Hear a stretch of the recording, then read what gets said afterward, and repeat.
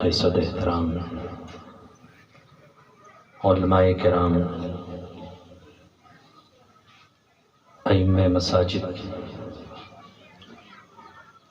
خصوصیت کے ساتھ شہر ناگپور کے عظیم عالم دین سنی سینٹر کے مفتی حضرت علامہ مفتی شمس الزمان خان صابری اشرفی، طالبان علوم نبویہ، عاشقان رسول، پردہ نشین اسلام کی عزت دار ماؤں بہنوں، السلام علیکم ورحمۃ اللہ تعالی وبرکاتہ۔ الحمدللہ رب العالمین والعاقبۃ للمتقین، والصلاة والسلام على اشرف الانبیاء والمرسلین، اما بعد فاعوذ باللہ من الشیطان الرجیم، بسم اللہ الرحمن الرحیم۔ قال اللہ تبارک وتعالی فی القرآن المجید والفرقان الحمید، ان اولیاؤہ الا المتقون۔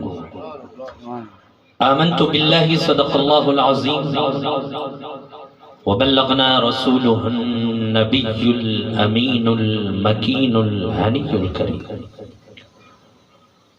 ونحن على ذلك لمن الشاہدین والشاکرین، والحمد للہ رب العالمین۔ عقیدت و محبت کے ساتھ بارگاہ رسالت مآب صلی اللہ تعالی علیہ وسلم میں درود پاک کا ہدیہ پیش کریں۔ اللہم صلی علی سیدنا محمد وعلی آل سیدنا محمد وبارک وسلم۔ صلو علیہ صلاۃ و سلام علیک یا رسول اللہ صلی اللہ تعالی علیہ وسلم۔ غوث اعظم بمن بے سر و ساما مدد، قبلہ دین مدد، کعبہ ایماں مدد، معین الدین حسن عالم پناہ، بسوئے ماں غریباں یک نگاہ۔ اے اشرف اشرف زمانہ زمانے مدد نما، درہائے بستراز کلید کرم کشا، اشرف نہنگ دریا دریا بسینہ دارد، دشمن ہمیشہ پرغم با ذکر تو دوست دارد۔ سرورہ شاہا کریمہ دستگیرہ، اشرفہ حرمت روح پیمبر، یک نظر کن سوئے ماں، یک نظر کن سوئے ماں، یک نظر کن سوئے ماں۔ عزیزان گرامی وقار، آج ماہ رجب کی 16 تاریخ ہے، خصوصاً وابستگان سلسلہ اشرفیہ کے عموماً اہل سنت و جماعت کے لیے ایک عظیم دن ہے، کیونکہ امام المتکلمین حضور محدث اعظم حضرت سید محمد کچوچوی رحمت اللہ تعالی علیہ کا یوم وصال ہے۔ علی جناب حاجی سہیل پٹیل اشرفی صاحب اور ان کے دوست و احباب نے آج کی عظیم الشان محفل بارگاہ حضور محدث اعظم ہند میں خراج عقیدت پیش کرنے کے لیے رکھی ہے۔ اور کیوں نہ بارگاہ محدث اعظم ہند میں ہم خراج عقیدت پیش کریں، کیونکہ بزرگان دین اور اولیاء کرام کی بارگاہ میں خراج عقیدت پیش کرنا یہ ہمارا اخلاقی فریضہ ہے۔ الحمدللہ ہم اولیاء کرام بزرگان دین کے ماننے والے ہیں، اور بھارت میں جتنے بھی مسلمان بستے ہیں وہ صوفیاء کرام، بزرگان دین، اولیاء کرام کی عظمتوں کے قائل ہیں، سوائے ان کے جن کے دلوں میں کینسر ہے، بدعقیدگی کا، اولیاء دشمنی کا۔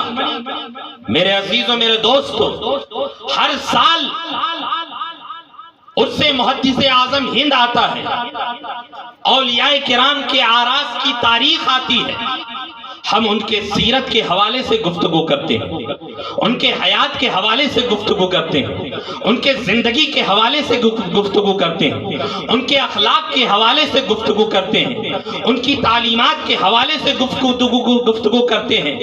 کیوں کہ ایسا نہ ہو کہ ہماری آنے والی نسلیں یہ سمجھ بیٹھے کہ ہمارے یہاں اسلام سوٹ بوٹ ٹائی والوں سے آیا ہے، نہیں، بلکہ ہمارے یہاں اسلام خانقاہوں، صوفیاء کرام اور اولیاء کرام کے ذریعے پہنچا ہے۔ عزیزان گرامی وقار، ہندوستان میں اولیاء کرام اور خانقاہوں سے مصطفیٰ جان رحمت صلی اللہ تعالی علیہ وسلم کے دین کی ترویج و اشاعت ہوتی رہی، اور بھارت کے خانقاہوں کا اس میں بہت بڑا رول ہے۔ انہی میں سے ایک خانقاہ کچوچا مقدسہ خانقاہ اشرفیہ کا مصطفیٰ جان رحمت صلی اللہ تعالی علیہ وسلم کے دین کی ترویج و اشاعت میں، تبلیغ دین کی ترویج و اشاعت میں کچوچا مقدسہ کے علماء مشائخ کا بہت بڑا رول ہے کہ 800 سال ہو گئے، لیکن آج بھی وہاں نہ تو علمی انحطاط آیا ہے، نہ ہی مدبرانہ صلاحیت کا انحطاط، نہ ہی فقہی بصیرت کا انحطاط۔ ہر زمانے میں وہاں فقیہ پیدا ہوئے، مدبر پیدا ہوئے، مفکر پیدا ہوئے، مرشد پیدا ہوئے، مبلغ پیدا ہوئے، مناظر پیدا ہوئے۔ 800 سال بعد بھی آج حضور شیخ الاسلام والمسلمین اور قائد ملت محمود اشرف جیسی شخصیت وہاں موجود ہے جو سلسلے اشرفیہ کی گدی سنبھالتے ہوئے نظر آ رہے ہیں۔ میرے عزیزو، خانقاہ اشرفیہ کا بہت بڑا رول ہے ترویج دین کی اشاعت میں، تبلیغ دین کی اشاعت میں۔ سرکار محدث اعظم ہند رضی اللہ تعالی عنہ نے صرف بھارت ہی میں نہیں بلکہ پوری دنیا میں اعلیٰ حضرت علیہ رحمت و رضوان کے مشن کو لے کر گئے اور تعلیمات اعلیٰ حضرت کو بتایا۔ بزرگان دین کا عرس اس لیے نہیں ہے کہ صرف نیاز فاتحہ اور کھانا کھا کر چلے جائیں۔ بزرگان دین کا عرس اس لیے کیا جاتا ہے تاکہ ان کی تعلیمات کو بتایا جائے، ان کی تعلیمات کو عام کیا جائے، ان کی سیرت کو بتایا جائے، کیونکہ مزار اور گنبدوں کو دیکھ کر عقیدت رکھنا اور ہے، اور تعلیمات سے آشنا ہو کر سیرت کو پڑھ کر عقیدت رکھنا اور ہے۔ کیونکہ جن لوگوں نے صرف مزار اور گنبدوں کو دیکھ کر عقیدت رکھی ان میں سے بعض بہک گئے، لیکن جن لوگوں نے بزرگان دین کی تعلیمات کو پڑھا، سیرت کو پڑھا، آج بھی ان کے دلوں میں وہی عقیدت باقی ہے۔ آج سے 150 سال پہلے بھی اس طریقے کی ہوا فضا چلائی جا رہی تھی اس بھارت کی سرزمین پر۔ بزرگان دین کے مزارات سے قریب کیا جا رہا، بزرگان دین کے مزارات سے دور کیا جا رہا، نیاز اور فاتحے کو شرک و بدعت کہا جا رہا تھا، سلام پر پابندیاں لگ رہی تھی، لیکن 150 سال پہلے غریب نواز مخدوم اشرف کے غلام بریلی میں پیدا ہونے والے امام احمد رضا نے ہماری عزت لاج یہ کہہ کر رکھی تھی، تیرے غلاموں کا نقش قدم ہے راہ خدا، وہ کیا بہک سکے جو یہ سراغ لے کر چلے، وہ کیا بہک سکے جو یہ سراغ لے کر چلے۔ عزیزان گرامی وقار، تو اس لیے گنبدوں اور مزارات کو دیکھ کر عقیدت رکھنا اور ہے، اولیاء کرام کی سیرت اور ان کی تعلیمات کو پڑھ کر عقیدت رکھنا اور ہے، ضرورت ہے کہ ہم آج اولیاء کرام کی تعلیمات کو عام کریں، ان کے مشن کو عام کریں۔ میرے عزیزوں، میرے دوستو، سرکار محدث اعظم ہند علیہ رحمت و رضوان نے آل انڈیا سنی جمعیت علماء ہند کے بینر تلے امت کو جوڑنے کا کام کیا تھا، اہل سنت و جماعت کو جوڑنے کا کام کیا تھا، اور اس زمانے ہی میں حضور محدث اعظم نے یہ کہا تھا کہ کفر سے کفر بغل گیر نظر آتا ہے، کیوں نہیں مسلمان ہوتے مسلمان کے قریب۔ میرے عزیزوں، میرے دوستو، آج ضرورت اس بات کی ہے کہ بزرگان دین کے مشن پر چلتے ہوئے ہم ایک ہو جائیں اور پوری امت کو جوڑنے کا کام کریں، کیونکہ اولیاء کرام بزرگان دین کا یہی مشن رہا ہے، ان کا یہی میسج رہا ہے۔ انہوں نے جوڑنے کا کام کیا ہے، توڑنے کا کام نہیں کیا۔ سرکار محدث اعظم ہند کے زمانے میں اکابر علماء تھے، حضور مفتی اعظم ہند بھی تھے، صدر الافاضل علامہ نعیم الدین مراد آبادی بھی تھے، صدر الشریعہ بھی تھے، لیکن اس زمانے کے اکابر علماء اسٹیج پر اگر غیروں سے مناظرہ ہوتا تھا تو کسی اور کو نہیں، سید محمد کی چوچوی کو آگے بڑھاتے تھے۔ حضور محدث اعظم ہند صرف ایک خطیب کا نام نہیں ہے، صرف ایک پیر کا نام نہیں ہے۔ اگر صرف خطیب کی حیثیت سے آپ ان کو دیکھیں گے، صرف پیر کی حیثیت سے آپ دیکھیں گے تو یہ ناانصافی ہوگی، بلکہ حضور محدث اعظم ہند نے جس میدان میں قدم رکھا ہے اس میدان کے شہسوار نظر آ رہے ہیں، چاہے وہ میدان خطابت ہو، خطیب اعظم نظر آ رہے ہیں، خطیب عالم نظر آ رہے ہیں، چاہے وہ حدیث کا میدان ہو تو محدث اعظم نظر آ رہے ہیں۔ اور صرف 17 سال کی عمر میں آپ کو محدث اعظم ہند کا خطاب ملا، یعنی بھارت کے سب سے بڑے محدث۔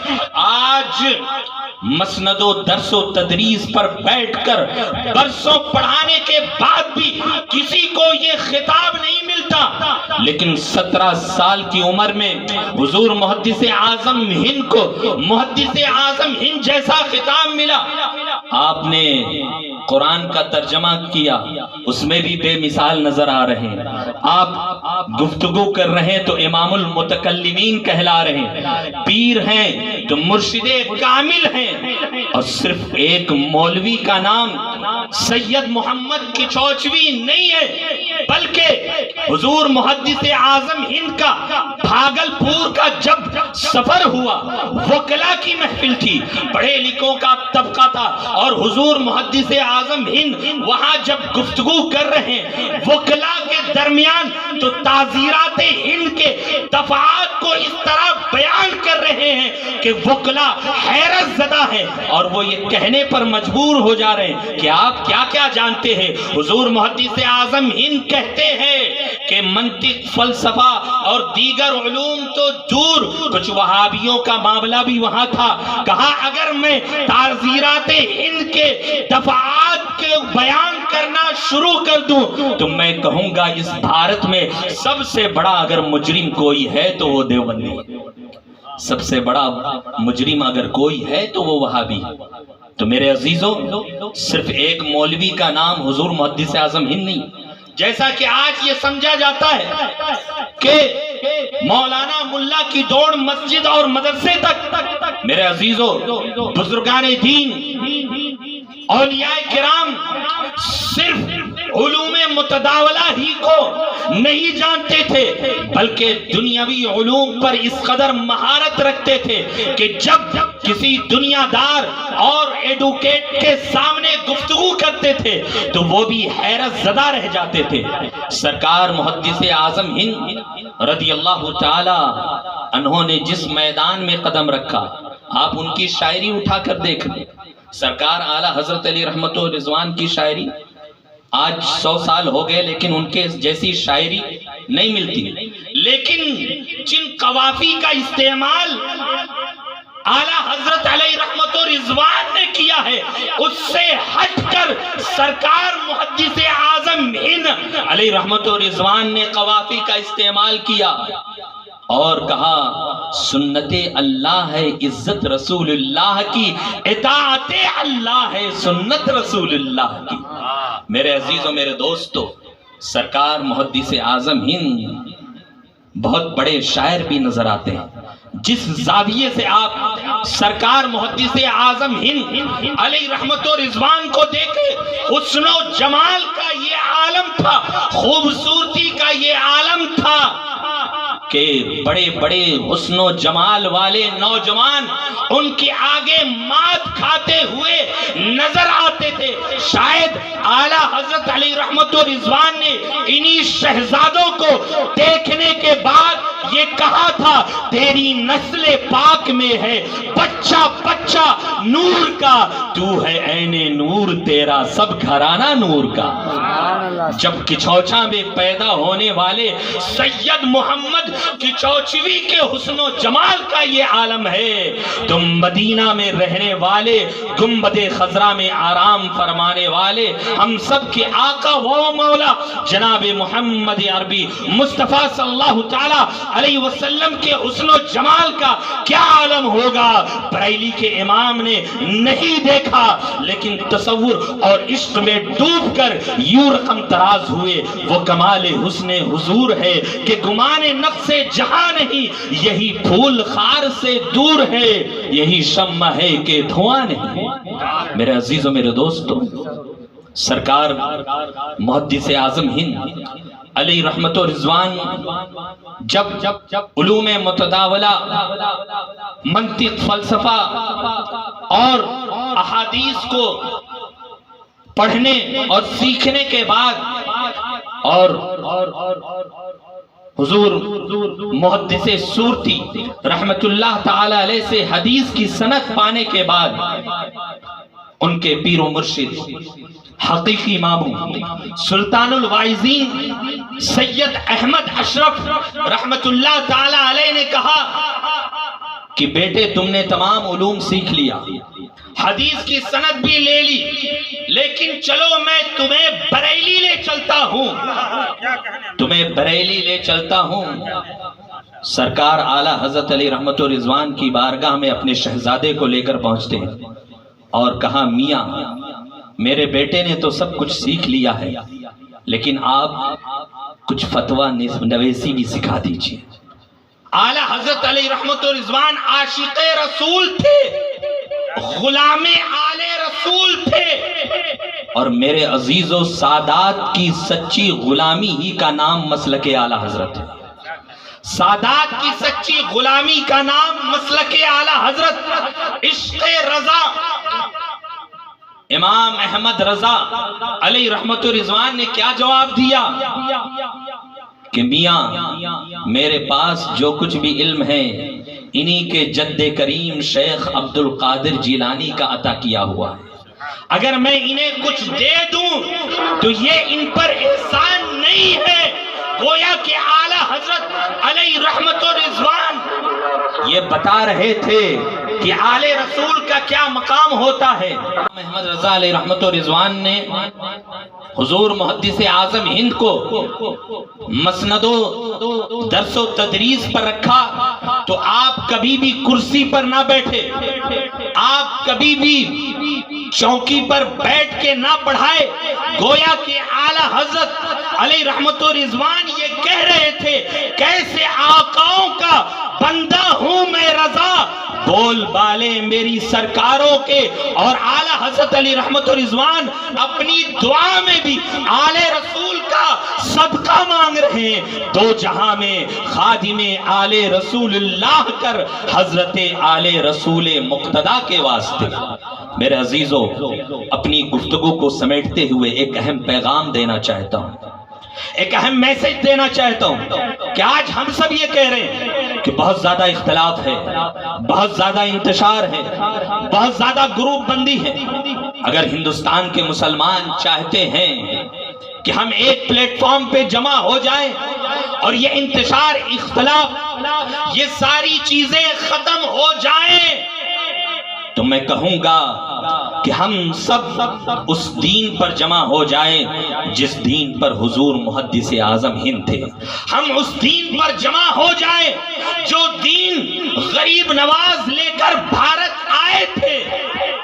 اگر اس دین پر جمع نہیں ہوتے تو میں سمجھوں گا کہ تمہارا دین نیا ہے، ہمارا دین 800 سال پرانا ہے. سورشوں کی وجہ سے، سازشوں کی وجہ سے ڈالر امریکہ پر بک کر تم نے اپنے ایمان و عقیدے کا سودا کر لیا، لیکن ہمارا سودا بازار مصطفیٰ میں پہلے ہی ہو چکا ہے. اب ہم کسی بھی ہاتھ پر بکنے والے نہیں ہیں.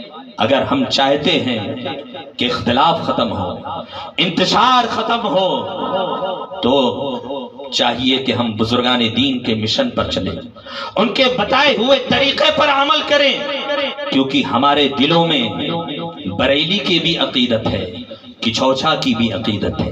ہم اگر کچوچا مقدسہ کو دل سمجھتے ہیں تو بریلی کو ہم آنکھ سمجھتے ہیں. ہم تفرقہ باز اور ان فتیل لوگوں میں سے نہیں ہے جو امت کو بانٹنے کا کام کر رہے ہیں. الحمدللہ ہمارے اکابر نے تمام مشائخ اور بزرگان دین کی تعظیم سکھائی ہے.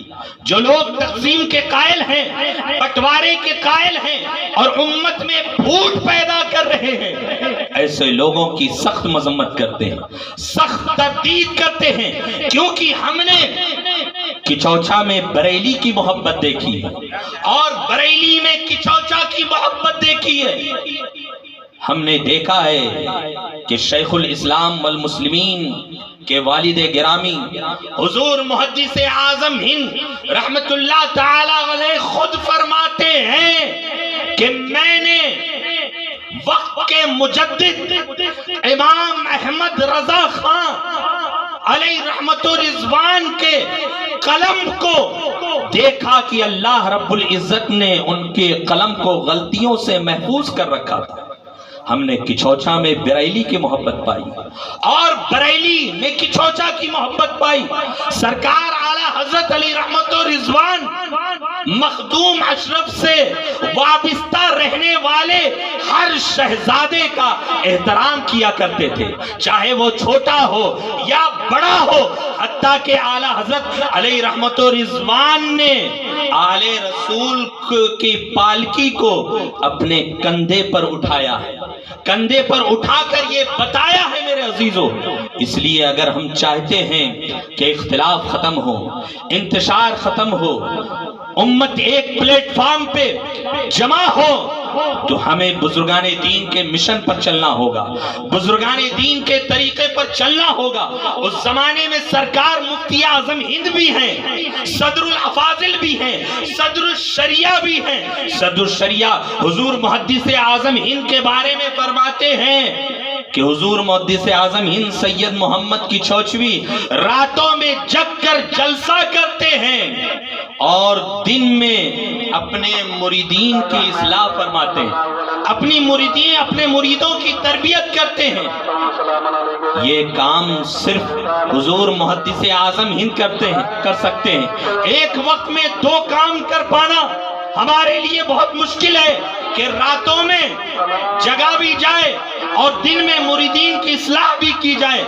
یہ کام صرف سید محمد کی چوچوی کر سکتے ہیں. میرے عزیزوں، بزرگان دین کے ہاں کوئی معاملہ ہی نہیں تھا.